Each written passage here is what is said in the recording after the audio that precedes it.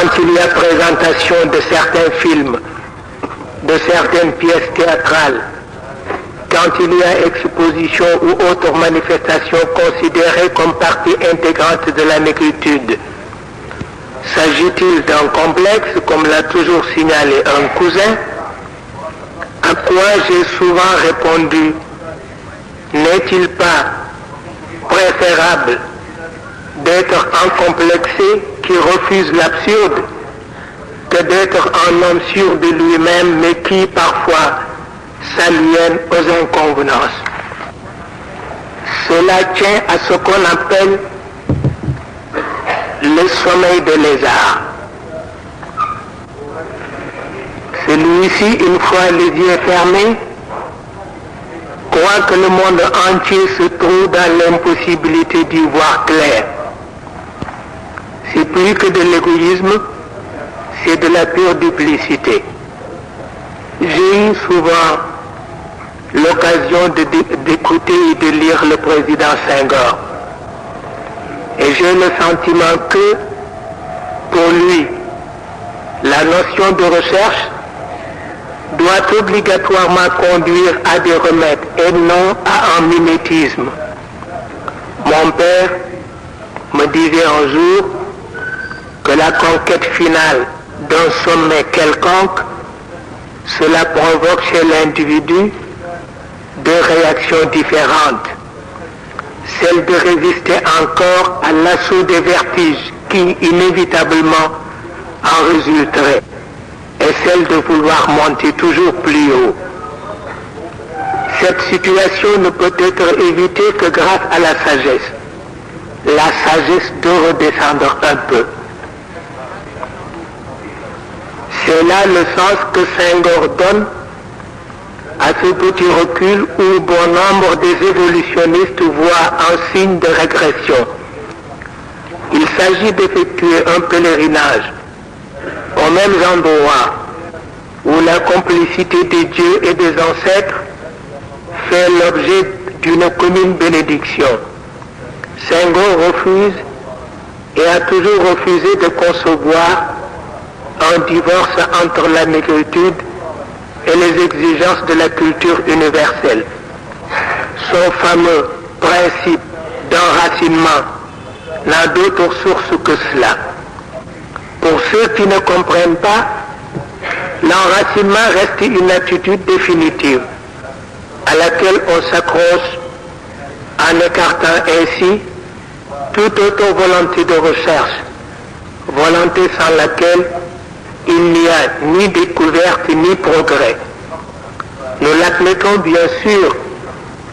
Entre l'enracinement et l'élan moderniste des sociétés présentes, il y a un passage difficile, un passage où l'âme se voit souvent bafouée, où le cœur se sent martyrisé et où l'élément biologique apparaît comme une carcasse bourrée de 1000 corps sans anticorps. Mais notre Premier ministre me dit que pour éviter de tomber dans un labyrinthe, mieux vaut ne pas toujours accorder la priorité à la lettre. Je suis entièrement d'accord sur cette réflexion. En effet, l'esprit assisté dans ces tourments peut aller plus vite et plus loin que la matière. Mais les malheurs et qu'il ne dispose pas encore des moyens d'expression adéquats à l'édition de ces découvertes. C'est peut-être là une grâce qui le met à l'abri des curiosités malsaines, car il y a des découvertes qui résisteraient mal à la cruauté et aux manières fantaisistes de ceux qui se disent chercheurs, alors qu'à vrai dire, ils ne sont que des comploteurs. Jean-Jacques Rousseau est de cet avis. L'esprit a toujours considéré la fiction, même moralisante, comme une source de mensonges, ce qui est à la base de sa décontenance et de ses errements. Cela signifie-t-il que l'homme est appelé à vivre loin de toute fiction? Après tout, ne sommes-nous pas tous plus ou moins des menteurs accrédités? Serigne Alioune Gueye de Tivaouane nous dit que le mensonge commence là où doit entrer en vigueur une promesse tendant à faire taire un enfant qui crie « Calme-toi et je t'apporterai la lune ». Mon père lui répond « L'essentiel est qu'il se taise, car la lune est toujours là à la portée de tous ». Il n'y a donc ni réalité ni fiction. Seul le résultat compte. Mais Serigne Alioune, dont on connaît la rigidité dans ce domaine, souligne la forme plus ou moins utopique d'une telle proposition. Spéculation dialectique, aurait dit un marxiste. Il reste à trouver une logique appropriée à la propagation d'une vérité agissante et profondément humaine. C'est ce que s'efforcent de réaliser nos apôtres, les apôtres de la négritude. L'on sait que les Chinois s'enorgueillissent d'une chose, qu'ils ont découvert un système de pensée ayant le propre de faire d'un valet un porteur de bonnes nouvelles, un propagateur dont le rôle est de s'interposer en médiateur chaque fois que les circonstances l'exigent. Il suffit de se comporter en tant que tel, de considérer sa présence sous le toit du maître comme une embarcation de sauvetage, embarcation mise à la disposition de ces diminués de la nature que sont les bourgeois. En étant homme, on est plus fort que le roi, semble dire cette noble philosophie. L'adage est, lui, typiquement sénégalais. Il y a là un état d'esprit qui est seul susceptible d'atténuer la souffrance des moins favorisés, matériellement parlant, sans pour autant mettre en terme à leur lutte pour une vie plus décente. Si d'aucuns ne distinguent pas encore l'enracinement et le racisme, s'ils considèrent que celui-là n'est qu'une forme voilée de celui-ci, nous leur rétorquons alors, même si cela était vrai, vous seriez mal placé à nous reprocher quoi que ce soit. Car une offensive de racisme incite parfois à la révolte, à la riposte, même si les forces en perspective sont loin d'être égales. Le Coran fait de la violence, je ne dis pas de l'agressivité, un grand principe. Mon père disait dans sa prière, « Mon Dieu, préserve-nous contre une épée superflue, une épée qui tue la volonté d'un homme.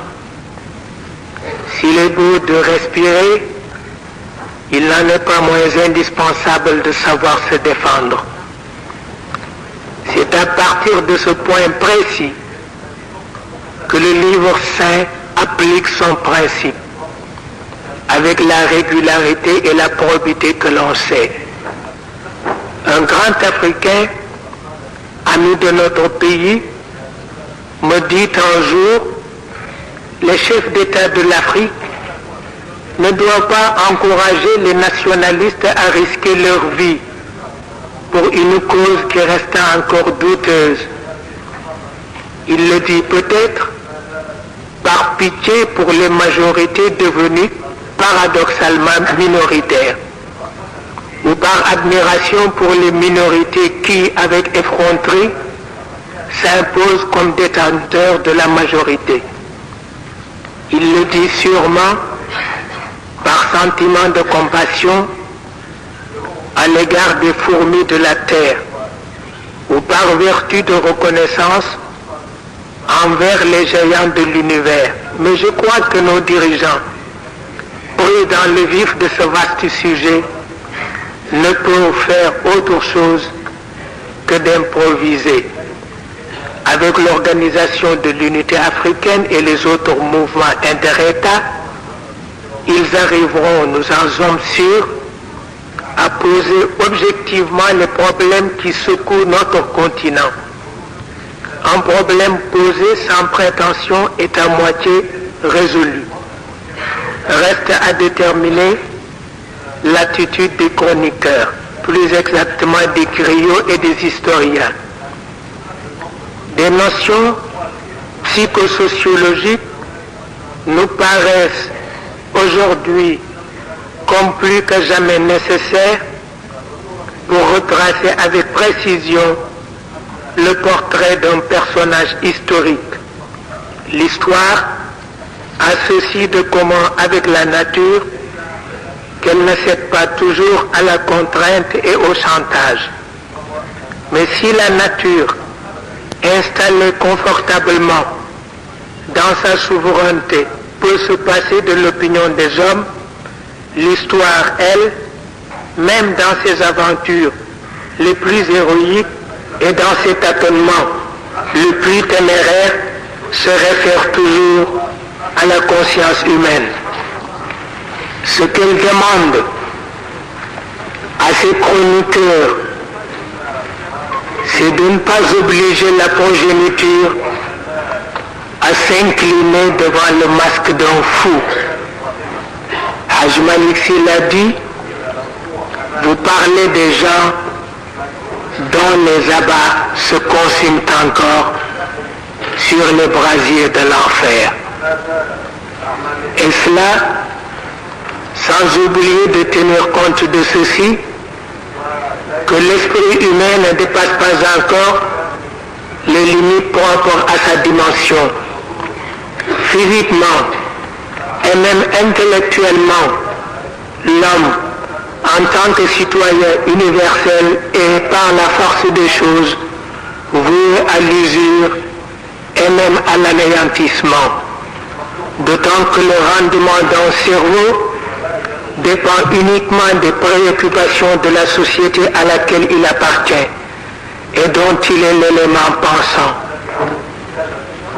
Le cerveau d'un négro-africain se sent comme écrasé entre les tenants de sa nouvelle condition. Nostalgie d'un passé qui ne se renouvelle jamais. Aversion déclarée contre les puissances dominatrices qui, avec un cynisme monstrueux, disposent de son présent. Terrible obsession face à cette éventualité qu'est la reconquête de sa dignité perdue. Et ensuite, un chef religieux du Sénégal, un grand musulman, m'a interrogé sur la nature de participation de l'islam sénégalais à l'organisation d'un festival, du Festival des Arts Nègres par exemple. Alors je lui ai répondu, les musulmans sénégalais ne sont pas seulement des musulmans, ils sont aussi les citoyens d'une république, les militants d'un parti, ils sont aussi des nègres. Et ce que l'islam exige d'eux, c'est d'être à la fois de très bons nègres, de très bons citoyens et d'excellents militants. On le sait, la religion continue de susciter des passions. Cette forme d'aliénation, disent les contestataires, une force de soumission, rétorquent les Écritures. C'est la même chose. Pour un révolté, c'est une forme d'aliénation. Pour un sage, c'est une force de soumission. Et l'homme est là, entre Dieu et les systèmes sociaux. Et pourtant, sa tâche primordiale reste d'être agréable à Dieu, ce qui n'a rien à voir avec les systèmes sociaux, consacrés ou non, et dont la finalité est d'humaniser, de dynamiser l'existence d'une espèce qui se veut noble et réaliste. Une conception moins primitive parce que plus proche des lois de la logique discursive.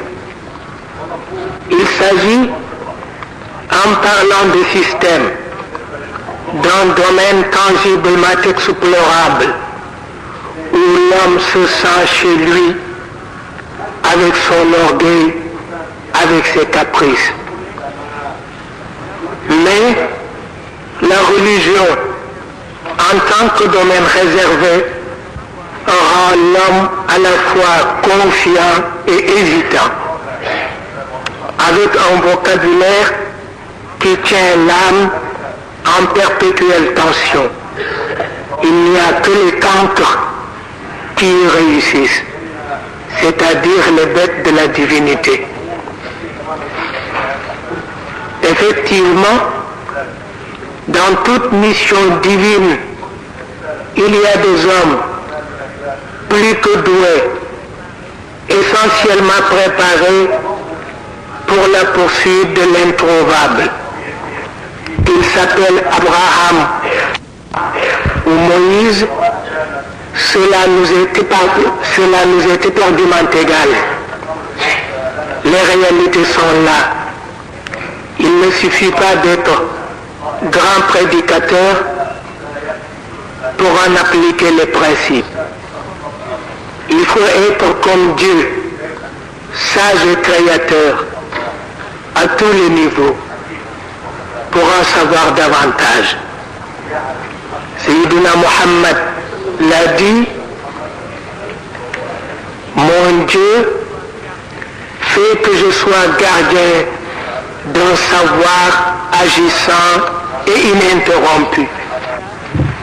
Il s'agit là, comme l'a souligné Cheikh Ahmed Tijani, de conquérir la gloire par la haute culture, ce à quoi la mort ne saurait mettre en terme. Cheikh Ahmed l'a dit encore, en méditant sur cette invocation du prophète, j'ai horreur des imitateurs. Et il poursuit en citant un de ses prédécesseurs. Si la poitrine se rétrécit, la langue s'amplifie. Là où l'éloquence n'est qu'un simple ornement, où l'efficacité fait figure de nature morte. Ce que l'islam a réalisé comme progrès, ce qu'il a obtenu comme élément d'ascension dans ce domaine est unique au monde, parce que bénéficiant des apports des autres religions révélées. Et ceci, tant sur le plan d'une foi pure et parfois intellectualisée, que sur un autre plan, celui de l'amour converti en une sorte de nécessité sociale. Sayyidina Muhammad ne pouvait procéder autrement.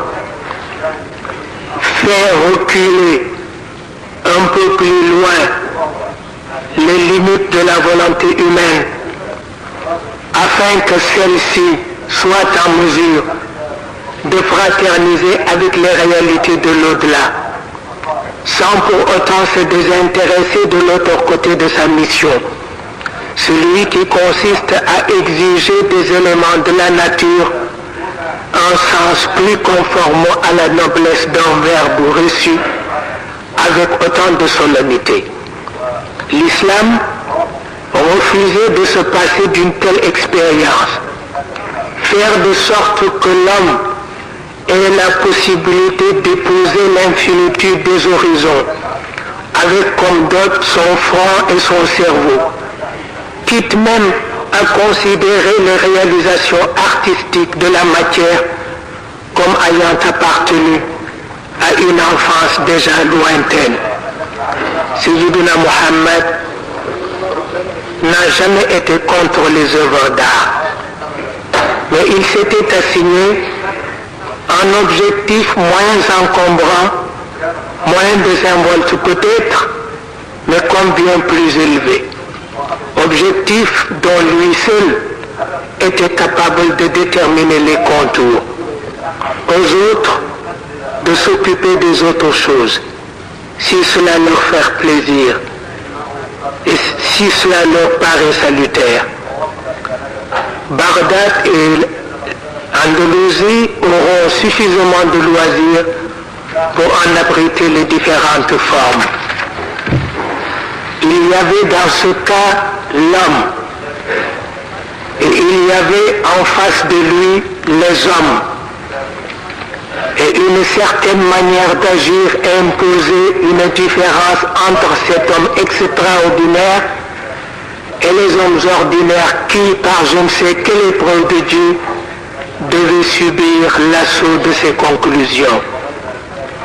Au lieu de désapprouver les marchands d'art, les artistes, l'islam préfère leur inculquer une notion nouvelle, tendant à découvrir puis à guérir cette maladie de la spiritualité qu'est l'amour que certains prétendent éprouver pour l'art. Et pour découvrir et guérir cette maladie, il a adopté une méthode, celle qui fait progresser l'homme dans la voie de l'émerveillement, puisque de la plateforme de cette nature morte, il le conduit directement au chantier d'une nature pleinement vivante, en attendant son prochain anéantissement, là où se dresse majestueux le royaume de la transcendance, royaume auquel appartiennent les âmes. Saisir Dieu à travers les signes, nous dit le Coran. Mais dans cette marche vers l'émerveillement, toute transmutation artistique n'est que spéculation. La limpidité de l'eau du fleuve vous fait voir le reflet d'une étoile, et c'est à travers l'eau que vous saisiriez l'étoile. J'entends le Coran vanter les qualités techniques et artisanales des œuvres de David, d'énormes réservoirs, des piscines, des bassins, et ces autres objets de l'utilité publique, et encore le jardinier, parce qu'il voit pousser du sol tout ce dont l'organisme humain a besoin, et aussi le berger, d'où les assises d'une organisation physico-biologique de la cité, l'étape décisive d'une marche ininterrompue vers la reconnaissance, suprême réalisme de l'au-delà. Bien sûr, à côté de ce réalisme, il y a la paresse et la folie des hommes. Il y a ces autres porteurs de pinceaux, il y a les troubadours, il y a aussi les moralistes. Il y a surtout les robots en face d'une société molle et sans fondement. Une société dont le drame est d'avoir ignoré la philosophie de l'effort et l'exégèse de l'ardeur du soleil. C'est dans l'effort et sous l'ardeur du soleil qu'un homme digne de ce nom chante la gloire de Dieu. La religion a-t-elle un autre sens que celui de suivre Dieu dans sa conception d'agir? Et c'est là la primauté de son enseignement. Il ne demande jamais ton avis. Il sait ce qu'il fait. Ta naissance comme ta mort est toujours et selon un procédé qui lui est propre, l'effet d'une surprise. Celui qui ne demande l'avis de personne doit être considéré comme prioritaire en matière de juridiction. Veux-tu manger, boire, te soigner, t'instruire, faire ton devoir vis-à-vis de Dieu et de ton prochain, en un mot, communier avec le surnaturel en passant par le naturel. C'est là toute la sagesse de cet enseignement hors série. Après quoi, tout superflu doit être mis à l'écart. Et le verbe de psalmodier, contre cette objectivité, il y a les mille malices du démon. Hors de Dieu, il n'y a rien. Quoi? Une fortune qui refuse sa parcelle de la tombe, qui se laisse enfouir dans le coffre d'un héritier, en face de l'appel de Dieu, il n'y a plus de choix. Précisons que l'Occident a un rôle important à jouer dans la réorganisation de la dignité humaine. Que la Convention occidentale cesse donc de faire croire aux artistes qu'ils sont les dieux de la terre. Cette convention qui a aboli l'esclavage doit ramener les objets d'art à leur juste proportion, en sorte que l'homme ne perde pas son équilibre. Et nous, qui sommes des musulmans négro-africains, bien que nous soyons des musulmans négro-africains, honneur nous est d'insister sur un point précis. Dieu ne situe l'homme que dans le contexte de son universalité. Il lui retire dès la maturité spirituelle et sa peau et sa langue, afin que sa peau et sa langue ne servent de fossé entre lui et son objectif. L'islam pense d'abord que si la vie d'ici-bas signifie essentiellement la marche de l'espèce humaine vers la reconnaissance de soi, tout tard, qui ne trouverait son champ d'action que parmi les choses de la nature morte n'est qu'un commencement. Car le bonheur d'un artiste, c'est son rapprochement du grand chantier où sa forme, la forme originelle, a été si merveilleusement conçue.